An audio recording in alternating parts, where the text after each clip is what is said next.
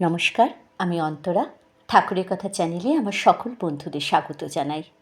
পরম গুরু শ্রী শ্রী রাম ঠাকুরকে প্রণাম জানিয়ে প্রতিদিনের মতো ঠাকুরের কথা নিয়ে আমি আপনাদের কাছে সকল বড়দেরকে প্রণাম জানাই এবং ঠাকুরের কাছে আপনাদের সুস্থ জীবন কামনা করি। আজ আমি ঠাকুরের লীলার কয়েকটি ছোট ছোট ঘটনা আপনাদেরকে শোনাব, সঙ্গে থাকবেন।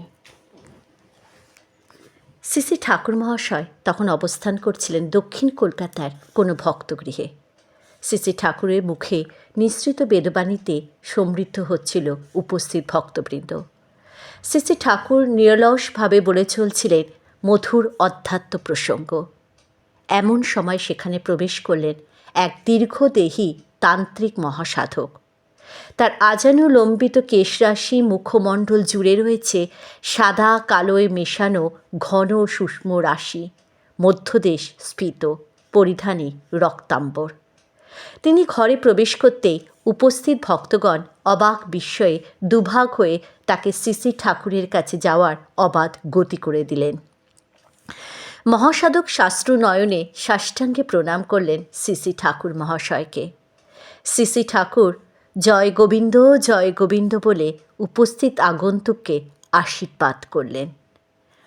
উপস্থিত আগন্তুক এবার ঠাকুর মহাশয় তার হিমালয় অবস্থানকারী গুরুর নাম বললেন। তিনি আরও বললেন যে তার গুরুর নির্দেশে তিনি আজ এখানে এসেছেন। ঠাকুর মহাশয় আগন্তুকের গুরুকে চিনতে পারলেন এবং আগন্তুককে তার আসার উদ্দেশ্য জানতে চাইলেন। আগন্তুক মহা উৎসাহে এবার বললেন যে তিনি মা মুক্তকেশীর তপস্যা করে সিদ্ধি লাভ করেছেন। তার বহুদিনের ইচ্ছে সমতলে তার আরাধ্যা মায়ের মন্দির প্রতিষ্ঠা করবেন। এ ব্যাপারে তিনি অনুমতির জন্য তার গুরুর কাছে গিয়েছিলেন। তখন তার গুরু অনুমতি তো দেনইনি, উল্টে বলেছেন এই মুহূর্তে সমতলে স্বয়ং নারায়ণ নররূপে বিরাজ করছেন। তিনি যদি অনুমতি দেন তবেই মন্দির প্রতিষ্ঠা সম্ভব, নচেৎ নয়। তাই আজ অনেক খুঁজে পেতে অনেক পথ অতিক্রম করে তিনি এসেছেন সেই নারায়ণের চরণতলে মায়ের মন্দির প্রতিষ্ঠার অনুমতি চাইতে। শ্রী শ্রী ঠাকুর মহাশয় কিছুক্ষণ চুপ করে রইলেন। তারপর বললেন, বাসনাই বন্ধনের মূল কারণ। আপনি সিদ্ধ হইয়া আবার কেন বন্ধনের মধ্যে জড়াইবেন? আর মা মুক্তকেশী তো সদাই মুক্ত, মায়েরে আবার মন্দিরের মধ্যে কেন বন্ধন করবেন? এই যা আছেন ঠিক আছেন। স্তব্ধ হয়ে গেল আগন্তুক। চুপ করে হৃদয়ঙ্গম করলেন স্বয়ং নারায়ণের কথা। আবার সাষ্টাঙ্গে প্রণাম করলেন শ্রী শ্রী ঠাকুর মহাশয়কে। শ্রী শ্রী ঠাকুর মহাশয় শ্রীমুখ থেকে উচ্চারিত হল জয় গোবিন্দ।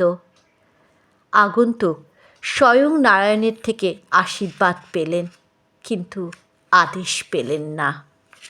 আরেকটি ঘটনা। একদিন শ্রী শ্রী ঠাকুর মহাশয় ভক্ত পরিবেষ্টিত হয়ে বসে আছেন। চলছে মধুর অধ্যাত্ম প্রসঙ্গ। হঠাৎ উঠল যোগ বশিষ্ঠ রামায়ণের কথা। জনৈক সুপ্রসিদ্ধ পণ্ডিত যাচাইয়ের সুরে বলে উঠলেন, যোগ বশিষ্ঠ রামায়ণে শ্রীরামচন্দ্র এক কথা দুইবার বলেননি। রাম ও দি ন ভাসতে। আপনি এই কলিযুগে অবতার হয়ে এসেছেন, আপনি আমাদের কত উপদেশ প্রদান করেন। শ্রী শ্রী ঠাকুর মহাশয় ক্ষণকাল স্থির থেকে স্মিত হাস্যে বললেন, আমিও তো এক কথাই আপনাগো বলি, কেবল নাম করবেন, অন্য কথা সব ভূতে বলে। এই নাম ভিন্ন আর দ্বিতীয় কিছুই নাই। এই নাম বিগ্রহ, এই নামই আপনাগো নিত্যধামে লইয়া যাইব। বিস্মিত হলেন পণ্ডিত ভদ্রলোক। মনে মনে চিন্তা করলেন, ত্রেতা যুগে রামচন্দ্র কলিযুগে শ্রীরাম ঠাকুর হয়ে তার সামনে উপবেশন করে আছেন। নত জানু হয়ে প্রণাম করলেন শ্রী শ্রী ঠাকুর মহাশয়কে। রামায় রামচন্দ্রায় রামভদ্রায় বেধসে রঘুনাথায় নাথায় সীতায় পতয়ে নমঃ। আরেকটি ঘটনা। বহুদিন পূর্বের কথা। শ্রী শ্রী ঠাকুর মহাশয় এসেছিলেন কলকাতার জনৈক ভক্তগৃহে। তখন শ্রী শ্রী ঠাকুর মহাশয়ের ভক্ত ছিল নগণ্য। ঠাকুর মহাশয় পরিধানে ছিল জীর্ণ বস্ত্র, গায়ে চাদরখানি মলিন, পরিধানের ধুতি দিয়ে স্থানে স্থানে ছিদ্রযুক্ত, আর তাতে গিট বাঁধা। শ্রী শ্রী ঠাকুর মহাশয়কে প্রণাম করে ওনার বসার ব্যবস্থা করলেন ভক্তটি। মন ব্যাকুল হয়ে উঠল তার। এরকম ছেঁড়া ধুতি পরে বসে আছেন তার পরম আরাধ্য গুরু। সঙ্গে সঙ্গে ছুটলেন বাজারে, কিনে আনলেন এক জোড়া নতুন ধুতি। শ্রী শ্রী ঠাকুর মহাশয় শ্রী চরণে প্রণাম করে ধুতি জোড়া দিলেন শ্রী শ্রী ঠাকুর মহাশয়ের হাতে। ধুতি জোড়া নিয়ে ঠাকুর বললেন, আপনি আবার এইগুলো আনতে গেলেন কেন? বেশ তো ধুতি পইরা আছি। ভক্তটি বিনয়ের সঙ্গে বললেন, ঠাকুরমশাই, আপনের পরনের ধুতিখানি আর পরনের যোগ্য নাই। আপনি ওই ধুতিখান ত্যাগ করে এরপর একটি নতুন ধুতি পরেন। কিন্তু ঠাকুর মহাশয় নারাজ। ভক্তটির অনেক অনুনয় বিনয়ের পর শ্রী শ্রী ঠাকুর বললেন, আপনি সত্য ত্যাগপূর্বক ধুতি দুইখান আমারে দিয়েছেন। এই দুইখান ধুতি এখন আমার। আমি এখন এই দুইখান ধুতি আপনারে দিমো, আপনি পরবেন। আমি গরিব ব্রাহ্মণ বইলা কি আপনাগো কিছু দিতে ইচ্ছা করে না? ভক্তটি নারাজ। শ্রী শ্রী ঠাকুর মহাশয়ের জন্য কৃত ধুতি উনি নেন কি করে? আর তাছাড়া ধুতি দুইখান তো প্রয়োজনে কিনে আনা হয়েছে, আর ওনার ৬-৭খান ধুতি আলমারিতে আছে। শ্রী শ্রী ঠাকুর মহাশয় বললেন, ৬-৭খানের সাথে আরও একখান রাখলেন, কোনো অসুবিধা হইব না। কিন্তু ভক্তটি কোনো ক্রমে ধুতি দুইখান নিলেন না। অতঃপর শ্রী শ্রী ঠাকুর মহাশয় ধুতি দুইখান ওনার তক্তপোষের এক ধারে যত্ন করে রেখে দিলেন। পরের দিন সকালে এক ভক্ত ঠাকুর সদর্শনে এলেন। শ্রী শ্রী ঠাকুর মহাশয় তার সাথে কিছুক্ষণ কথাবার্তা বলার পর ধুতি দুইখান সেই ভক্তের হাতে তুলে দিয়ে বললেন, নেন ধুতি দুইখান, একখানি আপনি পরবেন, অন্যখান আপনার মায়েরে দেবেন। শ্রী শ্রী ঠাকুর মহাশয়ের কথা অগ্রাহ্য করতে পারলেন না ভক্তটি। করজোড়ে শ্রী শ্রী ঠাকুর মহাশয় আশীর্বাদে ধুতি দুইখান নিলেন। তুমি প্রভু দয়া সিন্ধু মহিমা সাগর, কি বলিতে পারি আমি তুচ্ছ নর। আরেকটি ঘটনা। শ্রী শ্রী ঠাকুর মহাশয় তখন অবস্থান করছিলেন কলকাতার কোনো ভক্তগৃহে। জনৈক ভক্ত নতুন গৃহ নির্মাণ করার পর সেই গৃহে শ্রী শ্রী ঠাকুর মহাশয়কে নিয়ে যাওয়ার জন্য বাসনা পোষণ করলেন। করুণাঘন শ্রী শ্রী ঠাকুর সেই ব্যাপারে সম্মতি জানালেন। নির্দিষ্ট দিনে শ্রী শ্রী ঠাকুর মহাশয় পদার্পণ করলেন সেই ভক্তগৃহে। বহুদিনের বাসনা পরিপূর্ণ হওয়ার আনন্দে উদ্বেল হয়ে উঠলেন ওই ভদ্রলোক। ঠাকুর মহাশয়কে পরম মর্যাদায় তার গৃহে স্বাগতম জানালেন। কিছু সময় পরে ভক্তটি ঠাকুর মহাশয়কে নিয়ে তার নবনির্মিত ছোট গৃহটি পরিদর্শনে বেরোলেন।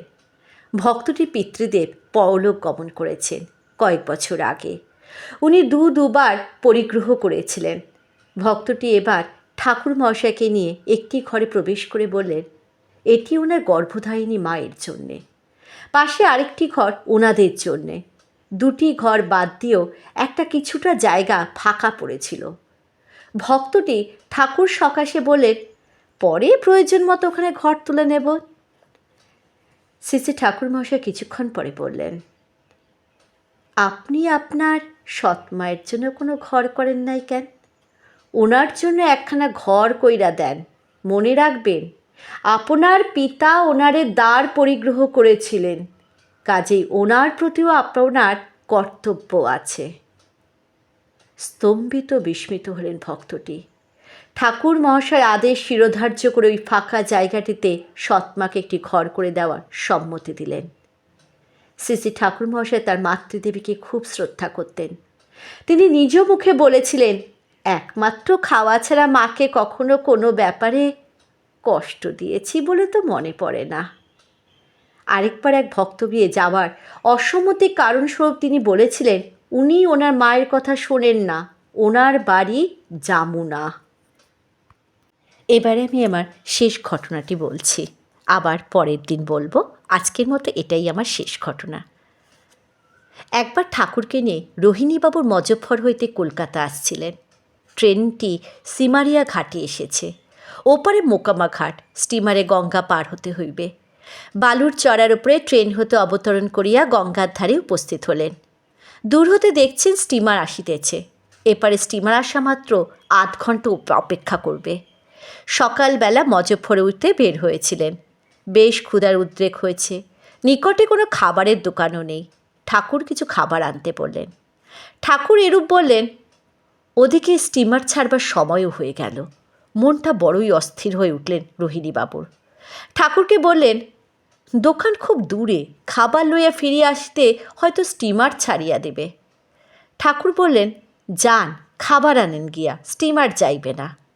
আশ্বস্ত রোহিণীবাবু দোকানের উদ্দেশ্যে রওনা হলেন। প্রায় ১.৫ মাইল দূরে দোকান। ছুটিয়া দোকান হইতে পুরি, তরকারি ও কিছু মিষ্টি নিয়ে এসে দেখলেন স্টিমার ছাড়ার আর দেরি নেই। এক একটি করে সিঁড়ি উঠানো হয়েছে। আহার্য যা সংগ্রহ করেছে ঠাকুরকে তাহার কিছু নিবেদন করলেন, নিজেও খেতে আরম্ভ করলেন। ঠাকুর ভোগ গ্রহণ করছেন, কোনো ব্যস্ততা আছে বলে মনে হলো না। স্টিমার বংশীধ্বনি করে ছেড়ে দিল। ওনাদের খাওয়াও তখন প্রায় শেষ দিকে। ভাবছিলেন এই বালির চড়াতে সমস্ত দিন বসে থাকতে হবে, কিন্তু স্টিমারটি চলে গেল। সন্ধ্যার পরে আবার একবার স্টিমারটি যাত্রী নিয়ে এখানে আসবে।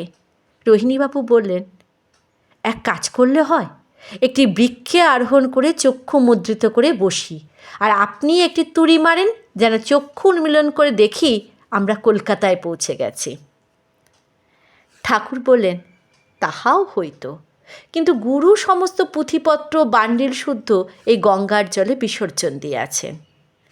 এমন সময় দেখলেন স্টিমারটি চলতে চলতে কিছু দূর গিয়ে দাঁড়িয়ে পড়ল। স্টিমারে কর্মচারীরা ছোটাছুটি করছে, হাতুড়ির নানা রকম শব্দ হচ্ছে। স্টিমারটি এক স্থানে দাঁড়িয়ে আছে। ঠাকুর বললেন, বোধহয় স্টিমারে কলকবজা খারাপ হয়ে গিয়েছে, চলেন আমরা নৌকা করিয়া স্টিমারে উঠি। নৌকা করে স্টিমারের নিকট গিয়ে উঠতে পারছেন না। স্টিমারের ডেক খুব উঁচু। ২-৩ জন খালাসি দয়া করে তাহাদের উঠিয়ে নিলেন। তাহারা উঠে সঙ্গে সঙ্গে স্টিমারটি চলতে আরম্ভ করে। স্টিমারটি কেন থেমে গিয়েছিল জানবার জন্য রোহিণীবাবুর খুব কৌতূহল হলো। খালাসিদের জিজ্ঞাসা করা মাত্রই জানতে পারলেন চলতে চলতে স্টিমারটি হঠাৎ থেমে যায়। মিস্ত্রিরা অনেক অনুসন্ধান করেও স্থির করতে পারল না কোন জায়গায় খারাপ হয়েছে। স্টিমারের সারেঙ্গ এবং ইঞ্জিনিয়ারও কিছুই বুঝতে পারলেন না। খালাসিদের কথা শুনে রোহিণীবাবু বুঝলেন ঠাকুরের অসীম শক্তি এই স্টিমারে গতিরোধ করে রেখেছিল। ঠাকুরকে জিজ্ঞাসা করলেন, কিন্তু তিনি কোনো উত্তর দিলেন না। জয় রাম, জয় গোবিন্দ।